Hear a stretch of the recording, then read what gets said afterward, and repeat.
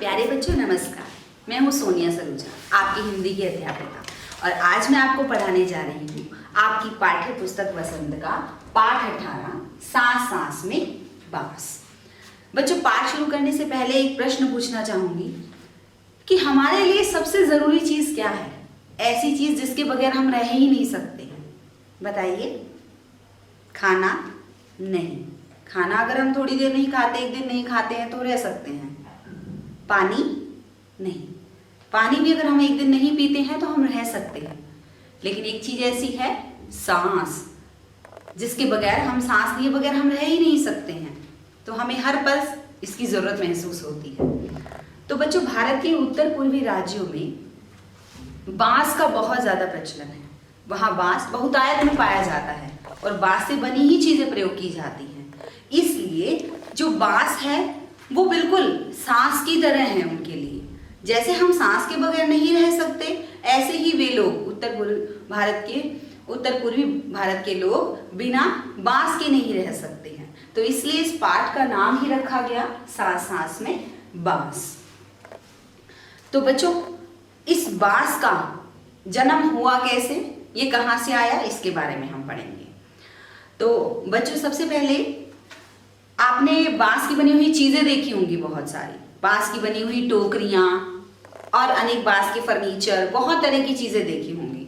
तो बांस की टोकरियों की बात करते हैं। जो टोकरियों के डिजाइन होते हैं, अलग अलग तरह की टोकरियां आती हैं, कोई चौरस, कोई गोल, किस तरह की। तो आपने ये सारे डिजाइन देखे तो कभी सोचा कि ये डिजाइन आए कहाँ से, कैसे इनका निर्माण हुआ? तो वही आपको बताने जा रही हूँ। तो बच्चों, बहुत पहले एक जादूगर था जिसका नाम था चंगकी चंगलनवा। तो उसने वो बांस की चीजों का बहुत ज्यादा प्रयोग हुआ था उस समय में। तो उन्होंने, जो जादूगर थे, उन्होंने एक बात कही थी कि जब मैं मरूंगा और जब मुझे दफनाया जाएगा, दफनाने के 6ठे दिन बाद जब आप मेरी कब्र खोदेंगे तो उसमें से आपको बहुत सारी बांस की जो डिजाइनर टोकरियां हैं वो मिलेंगी।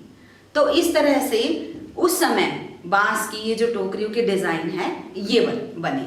तो ऐसा माना जाता है कि तभी से ही हमें ये बांस की टोकरियों के डिजाइन देखने को मिलेंगे। बच्चों, सबसे ज्यादा बांस का प्रयोग उत्तर पूर्वी भारत में किया जाता है। वहां के लोग बांस से बनी चीजों का ज्यादा प्रयोग करते हैं। तो बच्चों, आपने नागालैंड का नाम सुना होगा। नागालैंड के लोग तो बांस की बनी चीजें बनाने में माहिर हैं। वहां बांस की इतनी अधिक चीजें बनाई जाती हैं कि लगभग उनका सारा जो सामान है वो बांस की चीजों पर ही आधारित होता है। तो बच्चों, अगर ये बांस की बात की जाए तो एक प्रश्न और दिमाग में आता है कि बांस का जो है प्रचलन कैसे शुरू हुआ और कैसे दिमाग में आया कि जो बांस की टोकरी है वो इस शेप में बनानी चाहिए, ऐसे बनानी चाहिए। तो कैसे आया होगा इसका विचार? पहले के समय में माना गया कि जब भोजन की शुरुआत हुई, भोजन ढूंढने की शुरुआत हुई, तभी से इन टोकरियों की शुरुआत हो गई। कैसे? जब इंसान ने भोजन इकट्ठा करना शुरू किया होगा तो उसको भोजन को इकट्ठा रखने के लिए उसको कोई जगह चाहिए होगी, कुछ सामान चाहिए होगा जिसमें वो भोजन इकट्ठा करके रख सके। तो उसने गुंबदनुमा ऐसी गोल आकार की एक टोकरी का निर्माण किया होगा कि उसमें हम भोजन भी रख सके। तो यहीं से भोजन की इकट्ठा करने की शुरुआत से लेकर और तब तक ये ऐसा माना गया कि टोकरियां बनाई गई। अब दूसरा, उनके आकार की बात करें तो उनके मन में ये कैसे आएगा कि टोकरी को हमें ऐसा ही आकार देना है, ऐसा देना है। तो शायद ये माना गया कि शायद उस इंसान ने बया पक्षी, जो चिड़िया है, उसका घोंसला देखा होगा। जो बया पक्षी का घोंसला होता है वो कुछ इसी आकार का होता है। तो वहीं से ही उनको अनुमान मिला होगा कि ऐसा हम बना सकते हैं, टोकरियों का निर्माण इस आकार में किया जा सकता है। बच्चों, बहुत ही मजेदार बात बताती हूँ आपको। आपने देखा होगा कि कुछ लोग मछलियां पकड़ने का काम करते हैं, है ना? तो उस समय में एक जकाई नाम की चीज बनाई गई, जो बिल्कुल विशेष प्रकार का जाल था। और उसका आकार कैसा था? ऊपर से शंखनुमा और नीचे से नुकीला, ताकि जब उसको तालाब में फेंका जाए, नदी में फेंका जाए, तो जब मछली उसमें फंसे तो मछली तो ऊपर रह जाए और उसका सारा पानी छनकर नीचे चला जाए। तो इस तरह का जो एक जगाई नाम का जाल था वो भी इस बांस के जरिए से ही बनाया गया, बांस से ही बनाया गया था। बच्चों, आपने कभी किसी चित्र में देखा होगा, टेलीविजन में देखा होगा कि असम के कुछ लोग जो पत्तियां बीनने का काम करते हैं, पत्तियां चुनने का काम करते हैं, उनके पीछे कुछ एक अलग से आकार की टोकरी लगी होती है और सिर पर टोपी भी होती है। तो बच्चों, ये खास बात कि वो लोग इसी बांस की बनी हुई टोकरी का प्रयोग करते हैं। तो बच्चों, इस तरह से बांस बहुत सारे काम में प्रयोग किया जाता है।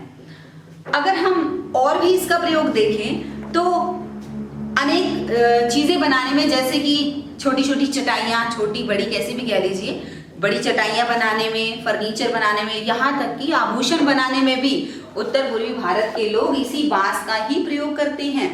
तो ये बहुत ही अपने आप में हैरानी की बात है कि जो आभूषण है वो भी इसी चीज के बनाए जाते हैं।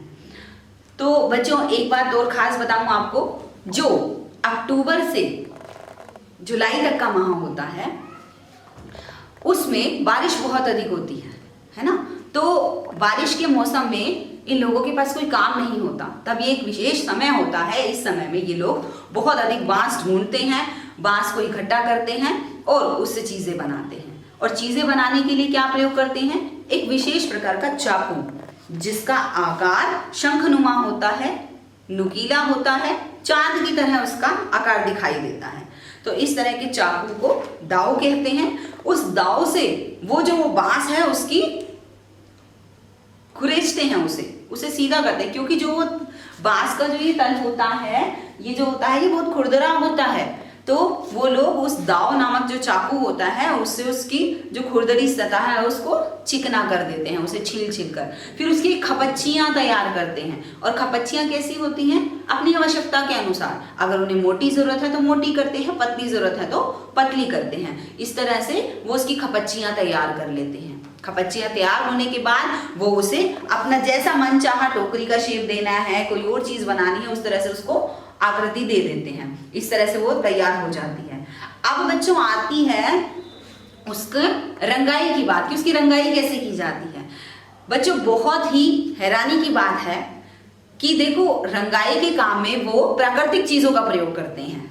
कि बहुत अपने आप में सुनने में भी ये बात बहुत अच्छी लगती है कि बांस एक प्राकृतिक चीज है, तो इसकी रंगाई और बुनाई जो भी चीज है उसमें प्राकृतिक चीजों का प्रयोग किया जाता है। तो रंगाई करने के लिए उनको रंग की जरूरत पड़ती है। रंग कहाँ से आते हैं? देखिए, अगर आपने गुड़हल के सुना होगा, गुड़हल के फूल लाल रंग के होते हैं, कि जिनको लाल रंग चाहिए तो वो गुड़हल के फूलों का प्रयोग कर लेते हैं, है ना। और अगर उनको काला रंग चाहिए तो क्या करते हैं? आम की छाल में अपने उस बांस को लपेट कर बंद करके और मिट्टी की सतह में रख देते हैं, और जब कुछ समय बाद निकालते हैं तो उसका रंग काला हो जाता है। ऐसे ही जब उनको पीला रंग चाहिए होता है तो जो इमली की जो पत्तियां होती हैं उनसे वो पीला रंग तैयार कर लेते हैं। इस प्रकार वो इन खपच्चियों को रंग देते हैं और इसे सुंदर बना देते हैं।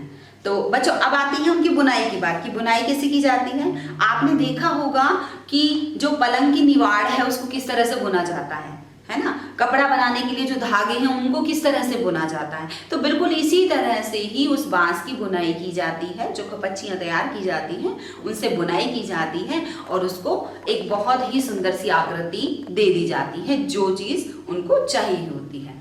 तो बच्चों, इस तरह से ये जो बांस का जीवन था, जिसका ये जो सफर था, ये पूरा होता है। तो बच्चों, आप पाठ में हमने यही जाना कि बांस हमारे लिए कैसे जरूरी है, उत्तर पूर्वी भागों में जो रहने वाले लोग हैं इसका प्रयोग कैसे करते हैं। तो बच्चों देखो, बांस अपने आप में घास है जिसकी कोई वैल्यू नहीं है, जिसका कोई मूल्य नहीं है, लेकिन ये घास अपने आप में ही एक बहुत महत्वपूर्ण चीज है। जो काम हम बड़ी बड़ी मोटी मोटी लकड़ियों से नहीं कर सकते वो हम इस घास मतलब इस बांस से कर सकते हैं। तो बच्चों, अब हमने इस पाठ के माध्यम से ये जाना कि बांस कैसे महत्वपूर्ण है। तो आशा करती हूँ आपको ये पाठ समझ में आ गया होगा। अब आप इस पाठ का पठन करेंगे। इस पाठ से संबंधित कार्य पत्रिका और प्रक्षेपण पत्र आपको शीघ्र ही मिल जाएंगे। अगली वीडियो में अगले पाठ के साथ फिर मिलेंगे। धन्यवाद।